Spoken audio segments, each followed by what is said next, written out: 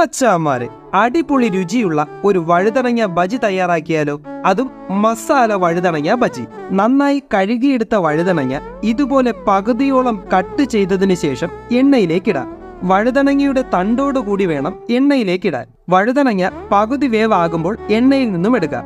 അടുത്തതായി ഒരു മസാല തയ്യാറാക്കണം. അതിനായി ഇഞ്ചി, പുതിനയില, പച്ചമുളകും കൂടി ചേർത്ത് നന്നായി അരച്ചെടുക്കാം. ഇതിലേക്ക് കുറച്ചധികം ഉപ്പും കൂടി ചേർത്ത് മിക്സ് ചെയ്തെടുത്തു കഴിഞ്ഞാൽ മസാല റെഡിയായി. അടുത്തതായി ഒരു പാത്രത്തിലേക്ക് കടലമാവ്, അരിപ്പൊടി, ജീരകം, മുളകുപൊടി, ഉപ്പ്, സോഡാപ്പൊടി, കായപ്പൊടിയും ചേർത്ത് നന്നായി മിക്സ് ചെയ്തതിനു ശേഷം വെള്ളം കൂടി ചേർത്ത് കലക്കിയെടുക്കാം. വഴുതനങ്ങയുടെ ഉള്ളിലേക്ക് മസാല നന്നായി തേച്ച് പിടിപ്പിച്ചതിനു ശേഷം മാവിൽ മുക്കി എണ്ണയിലേക്കിട്ട് പൊരിച്ചെടുക്കാം.